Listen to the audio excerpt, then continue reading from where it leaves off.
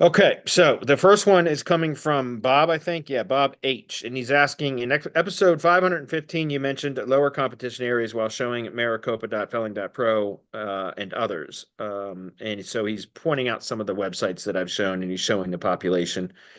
What is your definition of lower competition areas and how do you determine if it is a match? Thanks. Okay, well, it's interesting that, and I appreciate that you went out and did some research, but keep in mind that I also start building sites for contacts that have warm contacts from my directory outreach process. What I'm teaching in the DHA program for those, I've been doing this for 4 years now, guys. So, Bob, I've been doing cold email outreach for 4 years with this method. What I'm teaching in the DHA program is for those people that don't have an established directory site and a well-defined process or developed process, and also aren't typically confident in their own abilities to be able to get results in more more competitive areas. Excuse me. So what I teach is to identify low competition areas to start in, because what I want people to do is focus more on prospecting and selling, so marketing and sales, than doing all this hard SEO stuff. What I want the members of the program to do is go out and start finding the easier areas to work in that then they can start to work on developing their pitch and their sales process, figure out what's compelling, how to talk to those types, what gets them to purchase, to make that, to want to use your services, etc.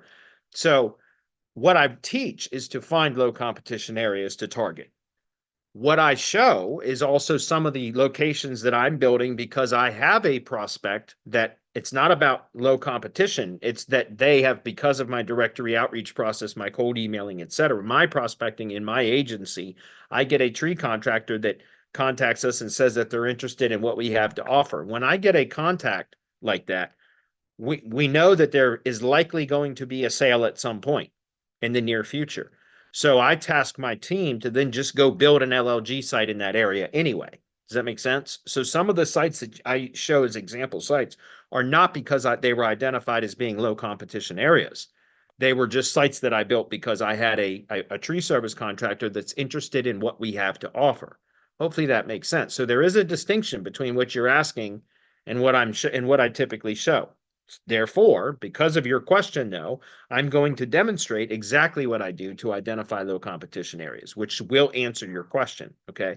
But I just want to clarify because, again, I see that you are, went and did research on the location and the population density or whatever of the areas that some of the example sites that I've shown, which, hey, hats off to you. But those aren't necessarily low competition areas, all of those. Those are just because I had a tree service contractor that said that they were interested. And so, again, our standard operating procedure is to then just go build a site in one of those cities, or the city that, in the area that they want to work in, because we already know that we have an interested contractor in that area.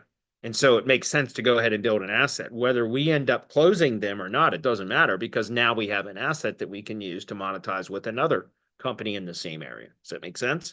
So why I talk about doing low competition areas for people when they first start out is so that they can start to build confidence.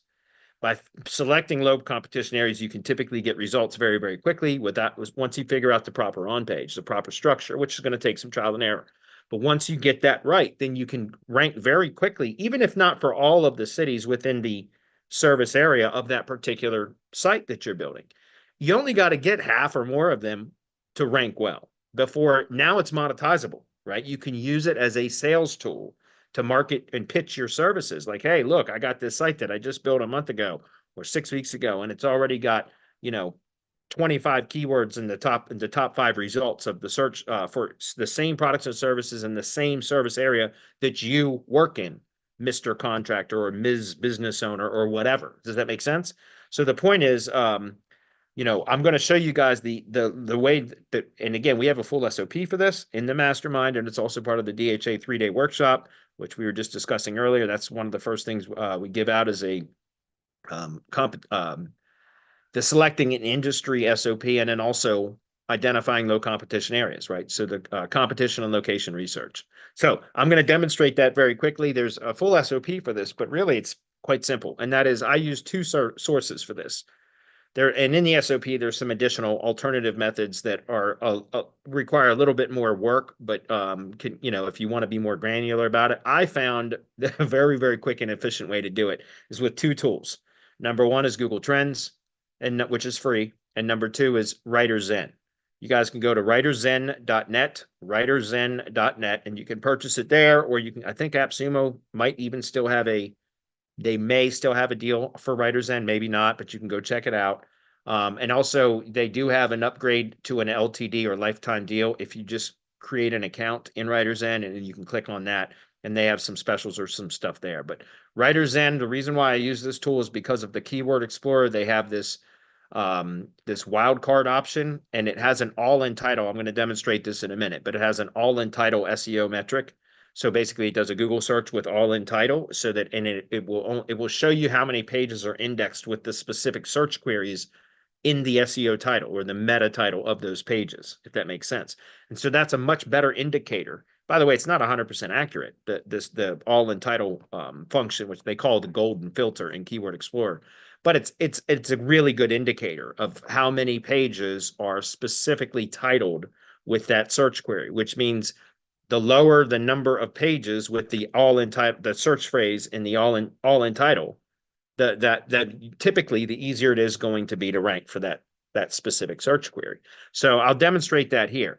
The way, and again, guys, I'm going to give you the quick high-level overview of this process, because I do have a full SOP available for mastermind members or for DHA program members or DHA 3-day workshop attendees, any of that, okay? But starting with Google Trends, all you have to do is take the primary Google business category of whatever industry you've selected and just plug it in to Google Trends and click search as a keyword, not as a topic, search term, okay? So Teresa, whatever the Google business category is, if it's a good match, like sometimes there's some obscure,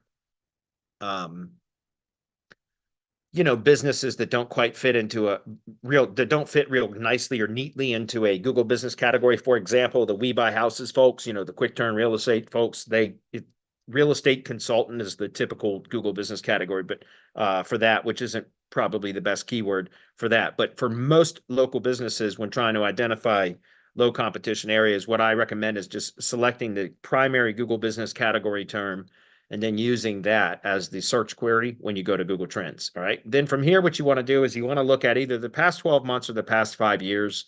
It's up to you, but past 12 months is a pretty good indicator of where the most search interest is. Keep in mind, Google Trends does not show search volume data. What Google Trends shows is search interest. And it's a ratio of how many people are searching for the particular search phrases as a ratio of the population in that area. Like, in other words, it's sometimes you can have a lower population area that has higher search interest for a particular search query than a major metropolitan area that's super densely populated. But so the Google Trends will show that the lower populated area has maybe more interest, but as an absolute search volume value, like how many searches per month are being for this particular search, it might be that the metropolitan area still has a higher absolute search volume value than the lower competition area, but it's not as great of an interest. In other words, that it's a lower percentage. So I don't know if that's clear, but this shows search interest levels, not absolute search volume values, if that makes sense. So just keep in mind what this is for. So what we're looking for is for areas that have high interest for that search term. You can play around with other search queries if you want. I found that I don't need to. I just look for tree service in my industry, and then I put it to 12 months or five years, and then I'm going to go down here and look at interest by subregion. And now this is where I'm going to identify if we can do it at the subregion level, which is going to show mostly states. And all I'm looking for here is this is showing that New Hampshire has the highest search interest for the search query tree service in the last 12 months anyways. If we change this to 5 years, it may change that data. It still says New Hampshire, Rhode Island, Michigan, Iowa. So I'm just going to go back to 1 year, 12 months. New Hampshire, Vermont, Wisconsin. Okay, let's try Wisconsin. I don't think I've looked at that one yet. So I'm going to take a look at that one right now. So I just selected that one. Okay, so then the next thing that I'm going to do, this is how quick it is, guys. I'm explaining it as I'm going, so it's going to take longer, but it's typically very, very quick. So we're going to say Wisconsin is what we're going to look for. So what is the abbreviation for Wisconsin? I think it's WI. I'm pretty sure it is, but I sometimes have to look it up. So it is WI. So then what I'm going to do is inside the Keyword Explorer tool, which is part of Writer's End, I'm going to click on wildcard, and then I'm going to search for tree service, and I'm going to put the asterisk there, which is the wildcard, and then I'm going to put WI. Now, I might have to, depending on what the results look like, I might have to go back and actually add the full state spelled out instead of the abbreviation. What I'm doing here now is I'm going to go query Keyword Explorer to go out and pull in all the search queries that have tree service, some sort of city, hopefully, excuse me, that should be a space, asterisk, and then WI, with that, the WI being the state modifier or state abbreviation, excuse me. So this usually only takes a couple of seconds. And again, sometimes the state abbreviation it's not sure what you're actually asking, so it might return some stuff that's not really relevant. In that case, sometimes you might have to spell out the full state. But it's quite quick when it decides to load. So it's got 461 keywords, and you can see this pulled in exactly what I was looking for. Okay, so the next thing then is you want to click this golden filter button. This golden filter button is what applies the all-in title search function, which it's going to use credits. So that's why you have to make sure that if you're going to do a lot of this, that you buy, have the appropriate level or purchase extra credits, which you can do so that you can run this golden filter. Now, it always says it's going to take a few minutes, but it usually, especially for only 461 keywords, it's usually done with under 60 seconds. You can see it's almost done already. So this took about 15 or 20 seconds for 461 keywords. Okay. So now what we're doing is we can sort we've got this sorted by search volume, average monthly search volume, descending order. And so now that I have the all-in title metrics here, I can tell, again, this is not 100% accurate, but it's a pretty good indicator of how many pages are specifically optimized in the SEO title or the meta titles for this particular search query. Okay, a phrase match. So that's what we're looking at here. And so what I'm looking at this data now is I identified very quickly through Google Trends within the past 12 months that Wisconsin has a high interest for the search query tree service. So then I came over to Writer's End. I go to Keyword Explorer, put in the wildcard option, tree service asterisk WI, so that I can get that to return tree service plus city type of search queries within Wisconsin. Okay. Then I click Golden Filter. Golden Filter is going to go out, and for all keywords, it's going to go out and run its process or whatever to come back and show me all in title competition metrics. Then from here, now that the data is present, what I'm looking for is a combination. I'm looking at 3 different lines here. 4 really, the keyword, but then I'm looking at the search volume data, the CPC value, the average CPC value, and then the all-in title metric. And what I'm going to look for is I just scan through this and I look at the CPC values just to get kind of a range to see, because the CPC value is a good indicator of areas where there are competitors or companies that are bidding on that search query. That makes sense. So you can usually identify areas that it's going to be easier to make a sale for your lead generation services or your rank and rent services or marketing services or whatever, if you can identify low competition areas that, because there's not a lot of all-in titles, but yet the CPC values indicate that there are companies that are bidding on those search queries to be placed in Google Ads. Because remember, guys, the CPC values are for those that are advertising using Google Ads, right?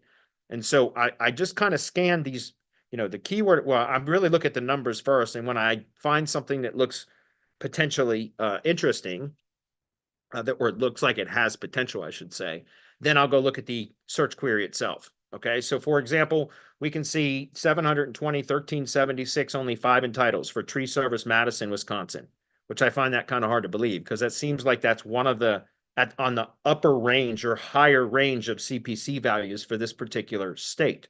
If we can, and by the way, I hesitate to do it because sometimes Writer's End, when you click to sort it one way, it won't revert back to another sort. I don't know why. It must be a bug. But you could do it this way too, to kind of put it to the CPC values and try to identify it that way. But I usually just stick with search volume and see. I was afraid to do it. God damn it. God damn it. I knew that was going to happen. So I might have to go back and rerun that. Just let me actually do that. I'm going to kill that one and do it again. I was afraid to do that. It's a bug in Writer's End, and I wasn't sure if it had been fixed yet, but apparently it had not. So let's try it one more time.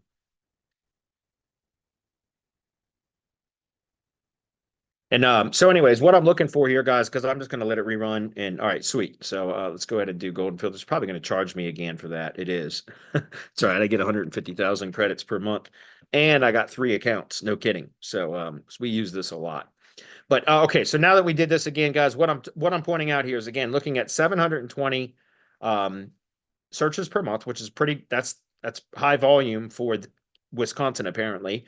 CPC values are pretty damn good, and only 5 all-in titles.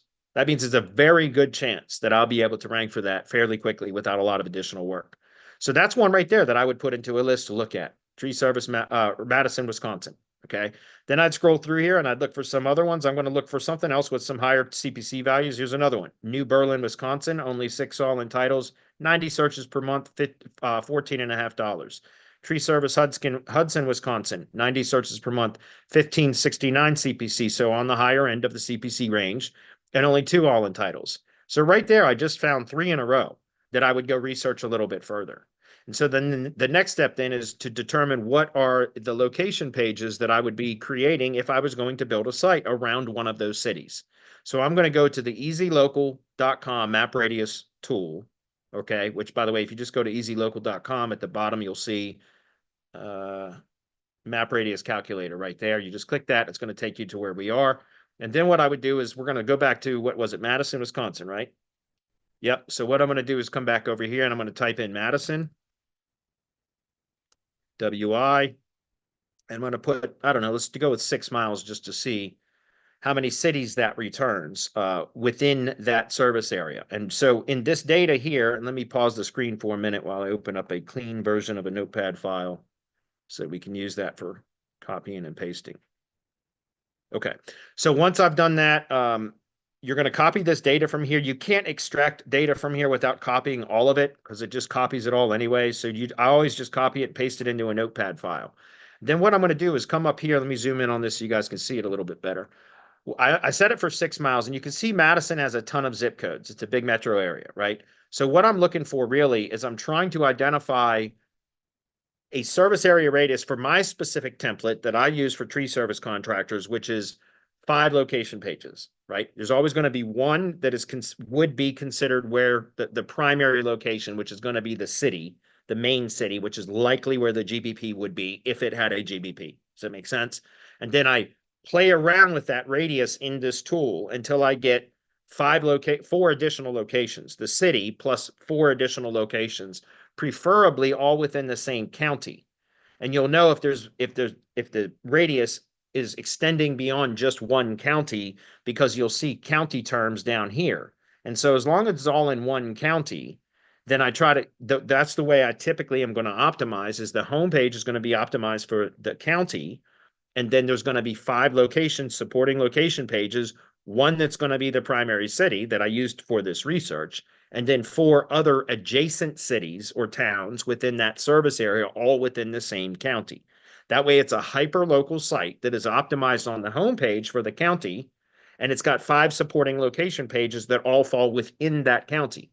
Remember, I've been talking about this, guys, for months and months and months, if not a year plus now, which is about optimizing the homepage for service area businesses in the broadest terms possible. Who you are, what you do, where you do it in the broadest terms possible. Brand entity, product or service entity, or category, right? And then the location entity that is all inclusive of the areas within the service area. So that could be a county, it could be a metro area, so a region, it could be a larger region, it could be a state potentially. I found that hyperlocal sites tend to perform better, which is why I so far am still sticking with county on the homepage, and the 5 service area locations or supporting location pages are all contained within that one county. Although I did just assign my site builder a project that is now going to be optimized for a region in the Roanoke Valley region in Virginia. As a matter of fact, we're going to be testing a kind of a different configuration. I told you guys I've been split testing or single variable testing different configurations and things like that. So far, I haven't found one configuration that beats my current control. My current control is the county on the homepage and 5 locations within that county as the supporting location pages. So you can see here, guys, we got 3. So I'm going to extend that out a little bit and see if we can get 2 more. Okay, so the next one, let's go to 7.5 miles and see what happens. All right, I'm going to come in, just copy all that data again. I'm just going to clear this, paste again, and go back up and take a look. And now we see Madison, McFarland. So now we've got 4 locations instead. So it went from 3 to 4, but we still don't have 5, but we're still in Dane County. So let's go ahead and extend it out a little bit more. We'll go to 8 miles and see what happens. Copy that data, paste it in, take a look at that. Let's see, do we have another county coming in yet? Nope, still Dane County. And it looks like we got it now, right? So we've got multiples here. So I might even go back and narrow that down a little bit, or go look at the Wikipedia page for Dane County, now that we know the county as well, and then go take a look at the community section of that county page and determine, out of these, we already know that Madison is going to be one of them. So maybe, what of these other ones are we going to use? So let me just demonstrate what I would do. I'm going to take this, cut this out, put this up here, and then we're going to go take a look at the Wikipedia page and determine what of these other locations we would want. So a couple ways you can do that. By the way, you can do Madison, Wisconsin, Wikipedia. And then from here, usually in the first line or two, you can see which county it's in. It says Dane County right here. So then you open up Dane County. And then right here, you're going to click on communities. And this takes you down to cities, villages, towns, unincorporated communities, neighborhoods. Sometimes you'll see census designated places, incorporated communities. So there's all different types of, entities that they use for municipalities. And so it'll list them in that kind of order. So typically what I'm going to do is look for the bigger areas that within that, if possible. Right. So we know Madison has fairly low competition, and that's a major metropolitan area. It's hard to believe. But guys, there's opportunities like this all over the place. And I showed you how quick and easy it is to do. Right. Google Trends, Writer's End, and then you go figure out, that's it, to find the locations. And then I found the city very quickly. Right. Madison was one of 3 cities that we looked at in the Writer's End data. Right. So I found the city very quickly, and then it's about going and doing the research to determine how would I structure the site if I was going to build a site in that area, which is what I'm demonstrating right now. Right. And so again, coming back over here, we've got Madison. So we're going to look at Fitchburg, McFarland, Middleton, see if any of those are up here. Fitchburg, Middleton. So we know 2 of those are probably 2 that we're going to keep. Fitchburg and Middleton.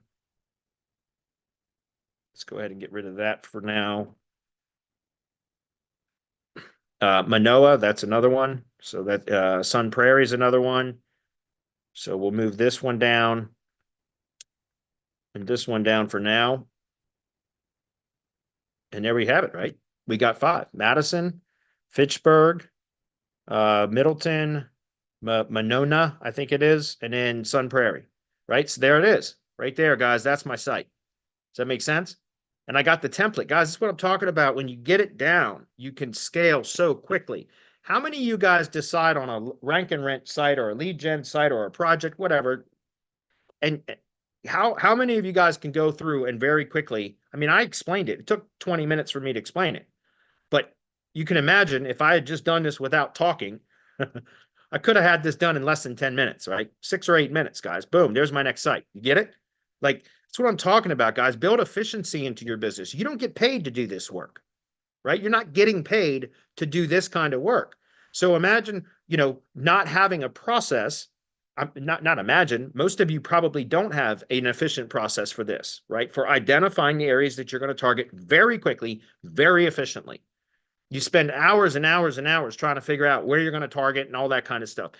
That's why I said, if you go into one industry, guys, then you get all this stuff developed. Yes, it takes time, but you're always starting over from scratch every time you go into a new industry to try to do this stuff, where you have to learn all this stuff, figure out what the best configurations are, all that kind of stuff. And it's a pain in the ass. Why not just pick one industry, get to know it really well, decide on a website structure from testing, right? I can give you some framework to work within, but then it's going to require some testing on your own part to get it down to to what is the best performer. But once you've got a good performing structure in place, then it's about duplication. And very quickly you can identify, just like I showed you guys in 6 or 8 minutes without talking, I could have had this identified as Madison, Wisconsin is absolutely a good target. And here are the locations for the supporting locations that I would build in a county, or excuse me, in a with the homepage being optimized for this right here, Dane County. Does that make sense? So right there, guys, I've just got another target location that I could build a lead gen asset in, set it for indexing, and let it sit. And probably within, now I don't know how it would perform yet, because this is all a guess, guys. It's an educated guess, right? A well-informed guess based upon what data we're looking at very, very quickly. But the goal here is we don't have to go out and start from scratch on a new site again. We've got a template. We've got a template that we can literally build through CSV inputs or form inputs. So we can now take this data and go, my VA, which is full SOPs on this, can go out and pull in the georelevance data for each of these locations. And that's all she has to do, and put that data into a sheet. Let me just give you an example. This is the sheets that we use for this, guys, right here.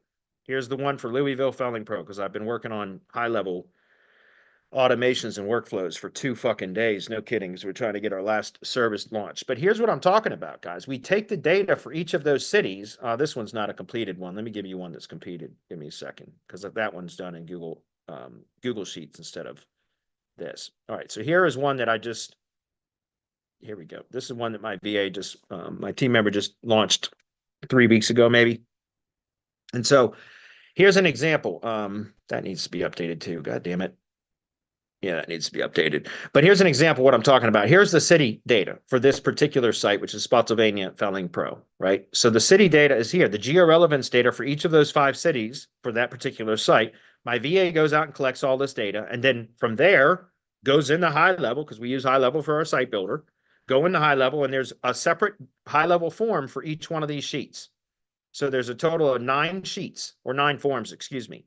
And the HighLevel form, she just opens that up, and she can grab, we have another version of the workbook that has URL parameters. It's this code where you just copy and you paste it when you have the sheet open, and then the HighLevel open with the form, and you just append that to the end of the URL and hit enter, and it goes and it pulls all the data from this sheet, automatically populates the HighLevel form with this data, and then you click submit. And by the time you click submit for all 9 forms, the site is built with all the images, all the internal links, all the georelevance data, all of that stuff. It's 100% in place.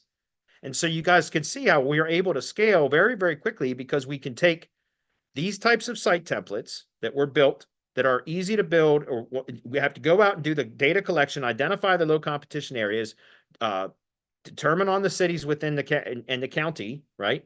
So the county's here, the cities are here. Then go out and collect all this data, which is just doing some research within Google and copying and pasting into the sheet. Once each sheet is completed, then you go into HighLevel, you go through, create a new sub account, connect your custom subdomain, which is done through Cloudflare. It's super, super easy to do. Then you go open up each of these sheets, or excuse me, forms, grab the URL parameter code, paste it into the URL address bar, hit enter, and it auto-populates that form. You hit submit, go to the next form, do it again. Do that 9 times. Now the site is built. Then she goes in and does a couple of things. There are some things like the images that have to be customized. You can see that we have universal images that are universal to all sites. So those are actually in hidden fields within the forms. So those are going to be automatically appended without having to copy and paste. These are the subdomain specific sites that are images. There's 6 of them. So she has, the VA, my team member has to go in and optimize or do the QR code and logo overlay for 6 images for every site that we build. She does that, but we have a tool that we use called Visual Watermark that has a template. So it's super easy. You just go in, grab the 6 images, hit the template, swap out the logo URL, the QR code URL, hit watermark all, and it watermarks all of them. So all of this stuff is done to be very efficient. And then we have ZimWriter prompts that we use for the content. And so we have the ZimWriter prompts that we run for each of the, because we use new content for every site. And that's it, guys. It's a process. It's like an assembly line, right? And that's what I talk about. Like, it's so easy to build a large business in one industry.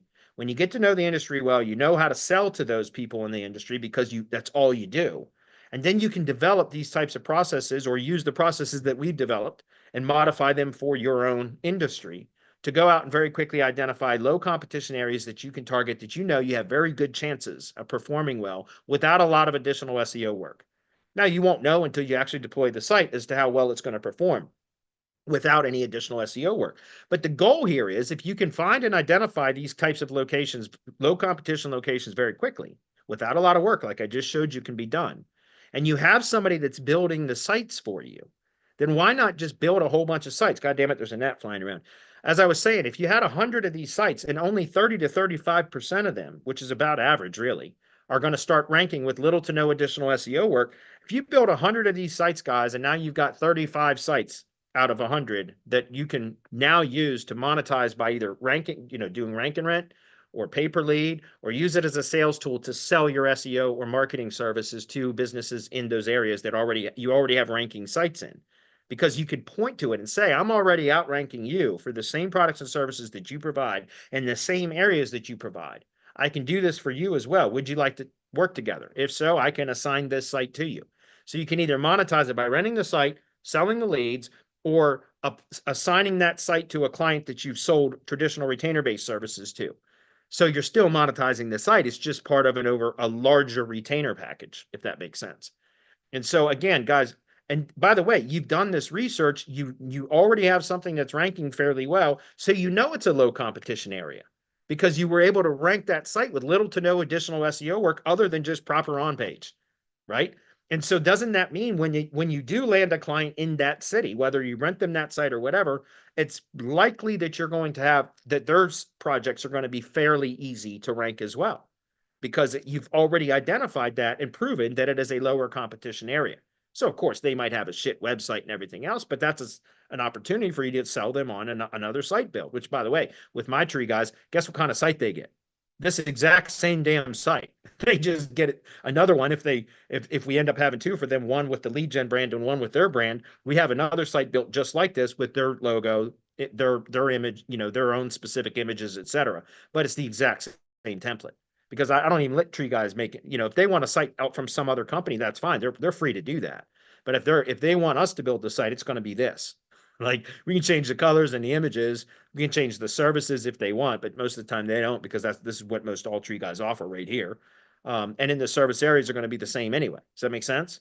So it's an easy way to scale, guys. It's much simpler. It's a much faster way to scale. And it's a great business model. So hopefully that was clear. Spent a lot of time on that, but it was a good question. So thank you, Bob. Moving on.